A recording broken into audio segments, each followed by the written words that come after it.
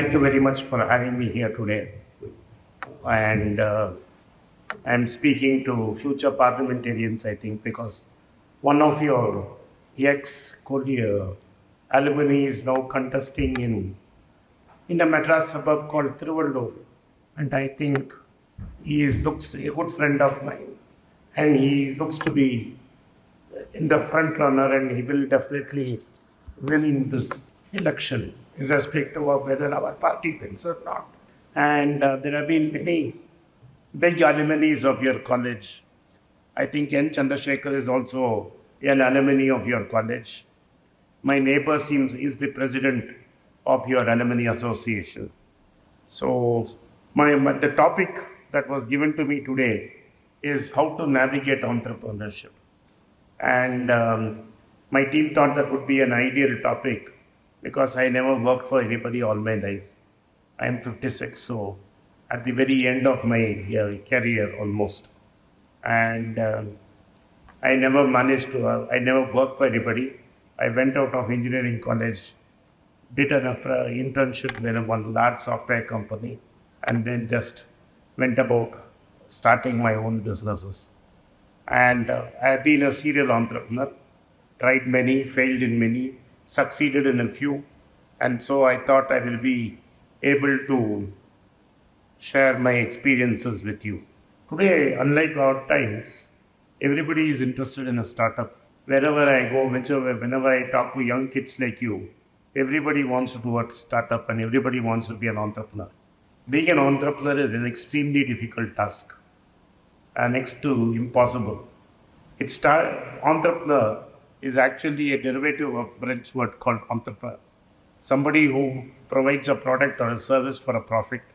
And so if you do not provide a service or a product for a profit, you are not an entrepreneur. What I have seen in the last 10 years, at least the last 20 years, but last 10 years especially in India, and there was a period between 2000 and 2003 when it was true that there is a mad rush for startups. And none of these startups I have looked at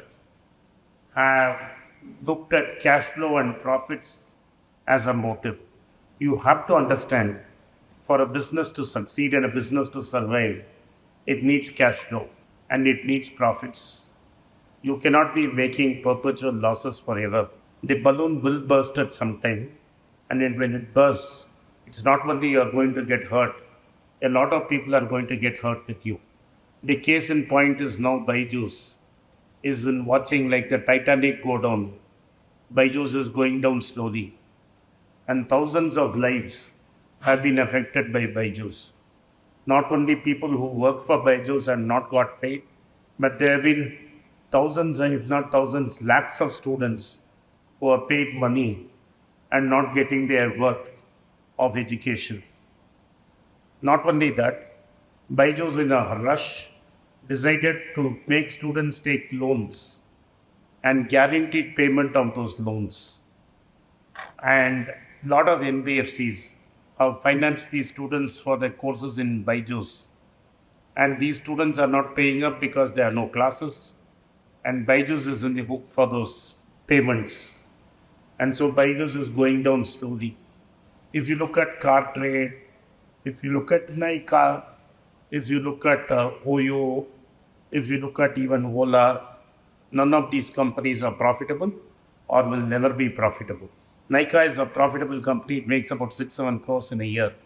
That's about 3 days the profits of that ITC makes in the entire year. And it has a huge valuation which cannot be justified. You have to understand, when you start a business, whether it's a product or a service, that you have a market in place in mind first. An entrepreneur is a person who identifies a gap in a market and places a product or a service in between. You may make the best product in the world. I can talk of hundreds of products, and the products that never made money. Palm Top is a big example. Nano is a big example. Nano was a brilliant car, but absolute market failure. The Tatas had enormous money to pull through it, abandon Nano completely, start a fresh car, make a Nexon, make it successful. But not all of us are Ratan Tatas. If it had been a startup entrepreneur, Nano would have sunk one person for life. So the idea is to identify a product or a service which has a gap in the market. Most of the startups you see are people who identify a product, and like in a beauty contest, you think it's great. Obviously, you will think it's great because it's a product or a service that you have designed. And if it's a product or a service that you have designed, obviously you will say nobody is going to say it's very good, bad. There was a psychological test in which somebody had to assess their driving skills. And the question was whether you're above average or a below average driver. And 90% of the people who took the test said we are above average drivers. How can you have a test where 90% of the people are above average? It cannot, then the average has to go up. It didn't. So you cannot be the judge of whether a product is or a service is good or bad or ugly. The first big startup was, of course, Microsoft, Intel, and these are companies which identified proper niches. Intel was a company started by identifying soft core memories for large computers, and they started to make memories which would be fit into computers designed by manufacturers, and the memory cost half the price or 25% of the price that an original OEM would have cost. Well, the Japanese, especially Hitachi, started making better soft-core memories than Intel, and Intel were going out of business. There's a very famous meeting between Gordon Moore and the guy who ran the business for Intel, in which Gordon Moore was told, "Boss, we are not going to make soft-core anymore memories profitably. We are going to sink.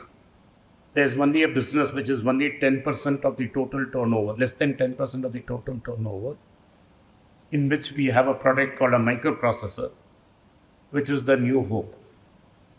So we sell this company to somebody, he is going to jug the soft-core memory and look at whether he can develop the microprocessor."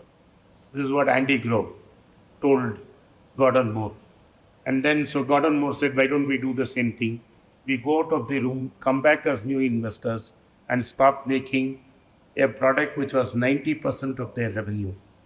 And they decided to focus on a product which was only 10% of their revenue. And that product is the processor 8085, which I studied when I was in engineering college. There was a book called Conquer, which was the standard textbook in 88-89. Then it became the Pentium chip with a floating point error, and it went on. But the biggest thing that Andy Grove decided at that time is that he would destroy his own product every time. So an 8085 was better, 8086. Then you had a 286, 386, 486, Pentium, Xeon, Core to Dual Core. You had a series of processors in which Intel killed its own processor, they ahead of the market. The day Andy Grove retired and you had fancy financial guys take over the company, they decided not to go with that strategy. You had light energy consuming processors licensed by ARM. Intel had an ARM license. They could have dominated the telecom sector.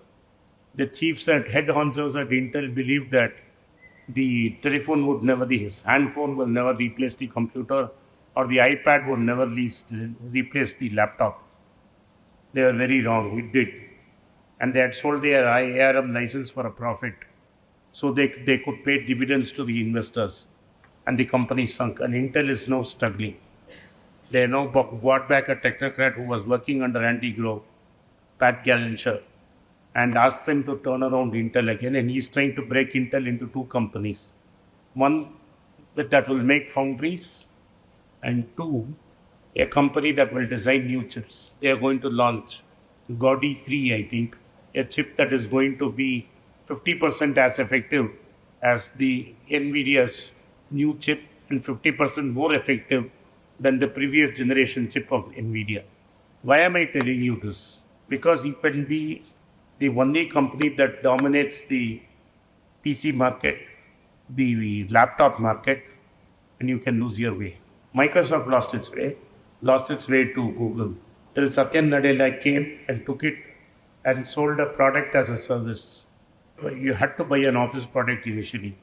He then started broke up Office to offer it as a service. And he moved to cloud and he moved to games. Of course, Gates had bought Xbox and he really invested in games. And that made sure then he forgot Windows. And so he made the transition and killed Windows as a company. So, what I'm trying to tell you with these two companies, when the history of computing is written, Microsoft and Intel will be the two big giants. IBM made the first computer. It ran on a DOS software and on a Pentium or an 8085 chip. And these two companies became the big companies till about 20 years back, till both of them lost their way. So the primary idea of any startup you do is that it has to generate cash flow from day one. If a product cannot generate cash flow very quickly and cannot bootstrap and become profitable by itself, that company will not last. And that is why you are finding all your Indian service companies, including Zomato, struggling. That is because as long as the world had zero interest regime, we have had a zero interest regime from 2008 till 2020, till COVID was over. That is 2023. For nearly 17 years, the world had zero interest money coming from the world. So he had large entrepreneurs like Mr. Gates who went and gave their Microsoft stock, got money at 0% interest from the banks, who gave it to private equity players, who came to India, went to China and other countries and played with you guys and said, okay, you can take so much money and you can really play with it. And as soon as the interest rates in America started going up, post-COVID, which it has done in the last 18 months, interest rates went up from 0 to 5. 0 to 5 does not look a big number. But the point is from 0 to 1 is 100%. 1 to 2 is 200%. 2 to 4 is 300%. And 4 to 5.5 is practically another 50% down. So you had nearly a 350 to 400% increase in interest rates. Most companies will sink if you have these kind of interest rates. And most of the private equity funds in India do not have money to invest. And that is why Byju's is not getting enough money. Swiggy is not getting enough money.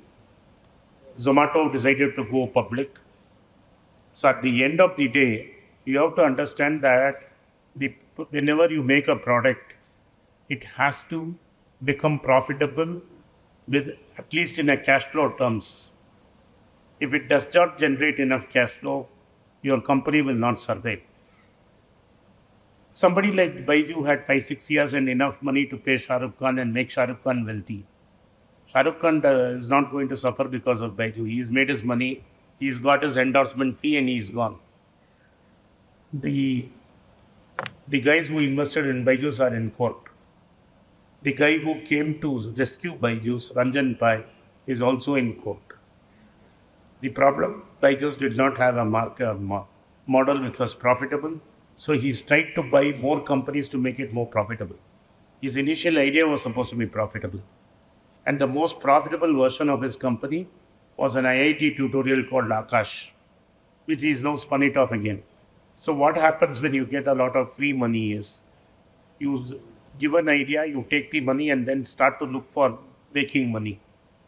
The same problem with Paytm. Paytm had no business model to make money. It has never made money. The shares were dumped on mutual funds and retail investors. Now, the banking license has been revoked and it is looking for a business. It does not even have a business model.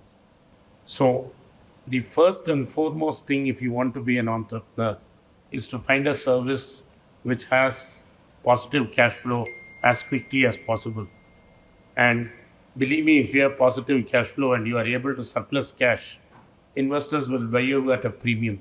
I want to give you one more example, is that of a company called Thyrocare. I'm sure Velumani sir has come here and given you a lecture. He sold his company, Thyrocare, to Pharmacy at 1,500 rupees a share. Well, Pharmacy was again funded by American venture capitalists who thought every Indian will need to test every day. And then now Thyrocare reality has struck. And today, if you look at the national stock, when I checked about a few weeks back, Thyrocare was at around about 500, 600 rupees a stock. It's lost 50% of its value. And Thyrocare is a existing profit-making business which he and his wife built and he sold. So you should be acutely aware when you talk about startup. You get carried away by what you see in television, in Shark Tank and other places, thinking money is easy. Money is not easy. Money is extremely difficult to get. And please be sure money does not grow on trees. As long as the Americans were printing it in plenty, you had a lot of money. But now the Americans have stopped printing it. Even Elon Musk is struggling. If you have looked at Tesla shares in the last 8-9 months, you will know what is happening to Tesla. Because the world has stopped buying electric cars and costly electric cars. So let's not get carried away by successful people who have a lot of financial banking. Like I talked about the Tatas. The Tatas made a lot of costly mistakes. They made a mistake in Nano. They made a mistake in Chorus. Chorus is an $8 billion mistake. And he got away with it. Nano is another $1 billion mistake. He got away with it. But it's a business which is 150 years old, which allows him to get away with those mistakes. And he is now successfully started to assemble and test integrated circuits. The heart of any entrepreneurship is successful cash flow.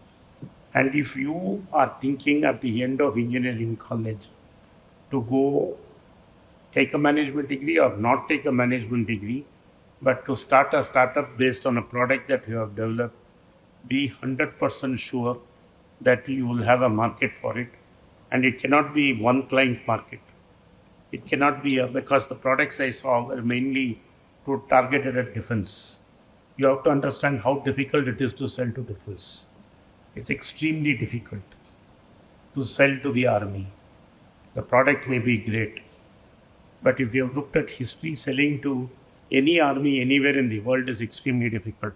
So if you want to start a business, do it where the common man can quickly understand the product and quickly buy the product, and you will start generating money from tomorrow. The second thing is it has to be a unique idea. How many people know Dhruv Ratte here? And how many people have seen Dhruv Ratte on television, on YouTube? Well, I'm very surprised. A lot of people. Well, he's an engineer from like you. He went to a German university. He did a master's in renewable energy and then realized that in 2014 that the YouTube was the place for him to succeed. And he started by making education videos. And it took him 3.5 years to get the first 50,000 subscribers. 3.5 years. He got the first 50,000, he says, in 2016 or 2017. And today he has 17 million followers on the net. But okay, you will not be a Hindi speaking crowd. For the Tamil speaking crowd, my good friend Madan Gauri is an example, where he has about 5-6 crore following. What I am trying to tell you is this: whatever product you pick, whatever service you pick, pick a product which is unique, a service that is unique. I keep telling this to my niece and nephew. If your goal is to win an Olympic medal, you can win it anywhere. Even a lawn grass ball is also an Olympic medal. A 100-meter dash is also an Olympic medal. One is rolling a ball on the grass and hitting the pegs to win a Olympic medal. Another is really pumping the testosterone and running 100 meters in about 9 seconds to win a gold medal. The whole world is going to be watching you. But the other lawn ball, I'm not sure many people will know even that sport exists. But still it's an Olympic gold medal. Always pick a place where there is no competition. Competition can be extremely brutal and extremely painful. It may be a boring product. It's absolutely boring to do something, but you may have no competition. You have to be unique. You tell me, sir, I went to Thar Desert in Rajasthan and tried to sell a jacket. Nobody will buy a jacket in Thar Desert, but you will be a unique product. But you should be having a unique product which the client wants, in which you will find a service area. And if you get a couple of years, you build enough strength in your brand so that nobody can copy you. Facebook was such a brand. And what killed Facebook was WhatsApp. He bought WhatsApp. The other thing that is killing Facebook today is Instagram. He bought Instagram. Bill Gates bought DOS. Bill Gates did not invent DOS. His team did not invent DOS. He bought DOS from somebody. He bought Windows from somebody. And none of these great products that you see in Microsoft was originally developed by Microsoft. YouTube is not a Google product. Google Map is not a Google product. Only the Google initial search engine is a Google product. What I'm trying to tell you is, sometimes if we cannot beat them, join them. So Google famously offered itself in sale to Yahoo for $10 million or $100 million. I forgot the change. It's a very small number. Yahoo declined. Yahoo's history and Google still exists. Google is still alive. The very famous quote from a very big investor for me: if you manage to stay alive, the rest is easy. For an entrepreneur, staying alive is staying profitable, managing to manage the family expenses and be happy. So before getting into any business or any idea, you should have a proof of concept. A proof of concept is not a product that is ready to be demonstrated. That's a product demo. A proof of concept is selling a product above the cost price of manufacturing it, at the cost of marketing, at the cost of finance, and show that you can be profitable. If you cannot show that you are profitable, do not wait for an idea that is profitable. There will be plenty of ideas that are profitable. The greatest businesses in this world, be it HP, be it Apple, be it Microsoft, be it Intel, be it any big company, has started with zero capital. So lack of capital is no bar to starting a company. Google started with almost zero capital.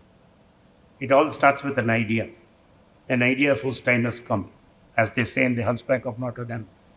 So the most important thing is that you get the idea and you demonstrate that the idea is profitable to yourself and to your partners, to your stakeholders, and to your investors. And it is very difficult. Today you have a Flipkart, you have a Myntra, you have an Amazon. I think that gentleman studied here or some other college in Trichy, a good friend of mine called Vaitishwaran. You can Google him. He started a company called Fat Mall, which in 2000 wanted to sell things online. The company went bankrupt and he is still a consultant helping other people with his story on how to succeed. What I'm trying to say, an idea that comes before its time can also fail. You may have the best idea, but the time for that idea may not be there. You may still fail. So, out of 1,000 people who start business, if one person succeeds, it is extraordinary. If you want to do business, if you want to be an entrepreneur, don't think it's an easy path. Don't think it is easy. Don't get carried away. It's a lot of work. 18 hours, 19 hours, 3-4 years of your first life. And at the end of the day, you may have nothing to show for it except the experience. So, the most important thing, let's take Steve Jobs, the most legendary, whom we remember for Apple phones and all that. And I will conclude with his life. And he has a very famous speech which is there in the YouTube. You can look at it. It's the Stanford commencement lecture. He says, stay hungry, stay foolish. And you must read it. You must listen to it. And what he started off with was, he started making an equipment. In those days, America had long distance calling. Most of you are young kids who do not know what is long distance. I don't remember whether you know STD also.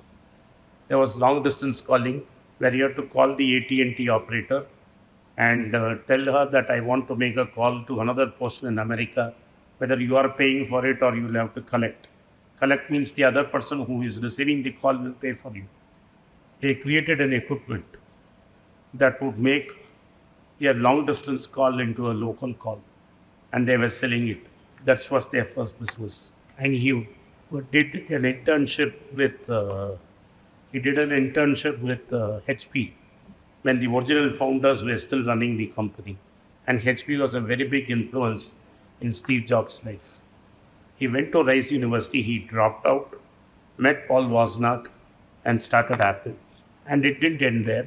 He found Morocco, a man called Morocco, who was from Motorola to be the chairman of his company.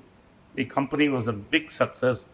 Apple was a huge success. Macintosh was a big success. He bought somebody from Pepsi to run the company. The guy whom he brought the company could not make it successful. He had told the guy who came from Pepsi that how long will you sell soda? You can sell computers and change the world. And that fellow in a coup threw out Steve Jobs. And Steve Jobs was without a job, without a company, and almost bankrupt. He might have had a couple of millions, but that's not great. From a guy who was running Apple to a guy next day you are out of Apple and you don't have nothing to run. So he started two companies. He started a company called Next, and that company Next was later sold to Apple. It was not a great success. He started doing an animation. You can Google the name and find out it yourself. It's called Pixar. He bought Pixar from the guy who made Star Wars, George Lucas, and was writing a check for 18 months because he desperately wanted to succeed. And he made an animation movie called Toy Story, which he had a distribution business with Disney. And Toy Story was an unimaginable success. And he went public on the same day and again became a billionaire. And the first thing he did to Larry Ellison, his friend who runs Oracle, Larry, I made it again, I'm a billionaire. That would tell you how painful it would have been for him to get thrown out of Apple with no shares. He sold everything in Apple and had it all in cash and had to go back, start two companies, one on his own, one company he bought. Next was a failure. Pixar was a big success. He negotiated with Michael Eisner, sold Pixar to Disney and became the largest shareholder of Disney. His wife is the largest shareholder of Disney today. There's a corporate war going on in Disney right now as we speak. His wife is one of the, Laureen Powell is Jobs, is one of the biggest shareholders. So however big you are.